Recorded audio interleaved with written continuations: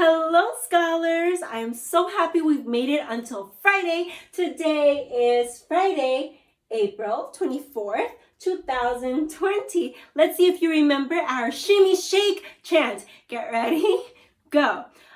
Shimmy, shimmy, shake, a shimmy, shimmy, shake. The more I read, the more I know. The more I know, the more I grow. The more I grow, the further I go. The further I go, the further I go.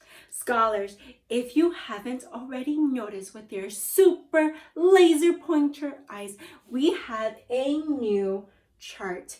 We will be using all of the skills that we have learned in the previous chapters. We will be using our great knowledge of conflict. Conflict is A. I know that character motivation is what the character. Yes, and we always know, scholars, that there is always a problem. Every story has a problem. Every story has A. And I know that conflict is a problem. I know, scholars, when there are two different motivations and you cannot achieve both of them and they both want that, I know that there is going to be a conflict. There is going to be A. It is our job as super smart cookies to figure out if there is a conflict. That is what we're going to be learning and trying to find with our secret pointer eyes. The conflict. Is there a conflict? So let's get to it. So let's get reading. This chapter is called Mrs. Twit Goes Ballooning. Mrs. Twit may have been ugly and she may have been beastly, but she was not unintelligent. High up there in the sky, she had a bright idea. If I can get rid of some of these balloons, she said to herself, I will stop going up to start to come down. She began biting through the strings that held the balloons to her wrists and arms and neck, hair. Each time she bit through a string and let the balloon float away, the upward balloon got less and less. Rate of climb slowed down. When she had bitten through 20 strings, she stopped going up altogether. She stayed still in the air. She bit through one more string. Very slowly, she began to float downward. It was a calm day. There was no wind at all. And because of this, Mrs. Twit had gone absolutely straight up. She now began to come absolutely straight down. As she floated gently down, Mrs. Twit's petticoat billowed out like a parachute, showing her long knickers. It was a grand sight on a glorious day, and thousands of birds came flying in from miles around to stare at this extraordinary old woman in the sky. Oh, look at Mrs. Twit right here. Oh my goodness. What a story. So, who achieved their motivation? Was it Mrs. Twit or was it Mr. Twit? You tell me. Go. Yes, you're right. Mrs. Twit achieved her motivation because she wanted to come down, but not Mr. Twit because he wanted Mrs. Twit to be gone forever, and that was not possible. Let's keep reading. This chapter is called Mr. Twit Gets a Horrid Shock. Read with me. Mr. Twit, who thought he had seen his ugly wife for the last time, was sitting in the garden celebrating with a mug of beer. Silently, Mrs. Twit came floating down when she was about the height of the house above Mr. Twit. She suddenly called out of the top of her voice, "Here I come, you grizzly old Grunion, you rotten old turnip, you filthy old frumpet."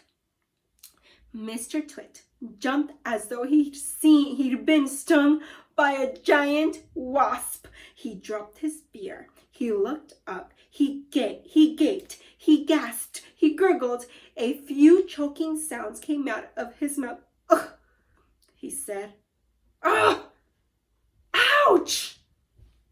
Scholars, What do you think Mrs. Twit will do now?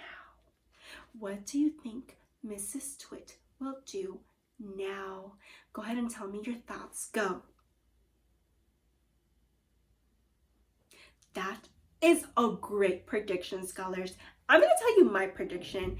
Based on what we know of Mrs. Twit and Mr. Twit, we know that Mrs. Twit is also a trickster. So I think that she might trick Mr. Twit. Let's see if that's correct or not correct. Let's keep reading.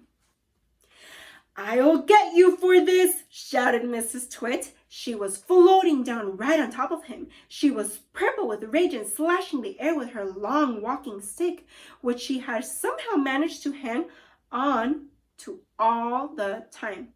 I'll swish you to a swazzle," she shouted. "I'll swash you to a swizzle. I'll gnash you to a nozzle. I'll nosh you to a nozzle." And before Mr. Twit had time to run away, this bundle of balloons and petticoats and Fury Furry landed right on top of him, lashing out with the stick and cracking him all over his body. Oh my goodness, look at Mr. Twit. Whoa, let's keep reading. This chapter is called The House, the Tree, and the Monkey Cage. But that's enough of that. We can't go on forever watching these two disgusting people disgusting things to each other, doing disgusting things to each other. We must get ahead with the story. Here is a picture of Mr. and Mrs. Twit's house and garden. Some house. It looks like a prison. And not a window anywhere. Who wants windows? Mr. Twit had said when they were building it. Who wants every Tom, Dick, and Harry peeping in to see what you're doing? It didn't occur to Mr. Twit that windows were meant mainly for looking out of, not for looking into. And what do you think of that ghastly garden? Mrs. Twit was the gardener. She was very good at growing thistles and stinging nettles. I always grow plenty of spiky thistles and plenty of stinging nettles, she used to say. They keep out the nasty, nosy little children. Near the house, you can see Mr. Twit's work shed. To one side, there is the big tree. It never has any leaves on it because it's dead. And not far from the tree, you can see the monkey cage. There are 4 monkeys in it. They belong to Mr. Twit. You will hear about them later.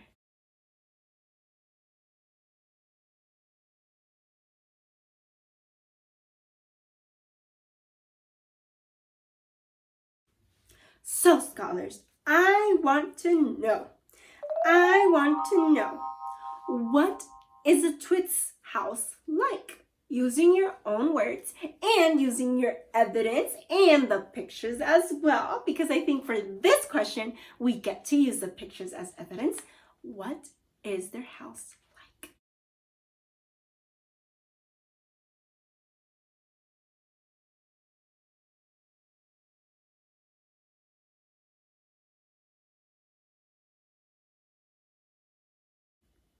Tell me, go. Great answer, scholars. What in the story makes you think that? Go. That is a great answer, scholars. Great evidence. I also think that Mr. and Mrs. Twit's house is maybe like an ugly prison, and I think that because it has no windows and it has dead trees in front of it. And yeah, that's exactly how it looks like. And that makes me think that is exactly what I think about the house. All right, scholars, we are done for this week. Thank you so much for joining me in today's read aloud. I had so much fun figuring out. We weren't able to use our chart, but let's keep those laser pointer eyes. I know that we are going to have more characters, and I know that that more conflicts are going to arise. I'll see you next week. Bye.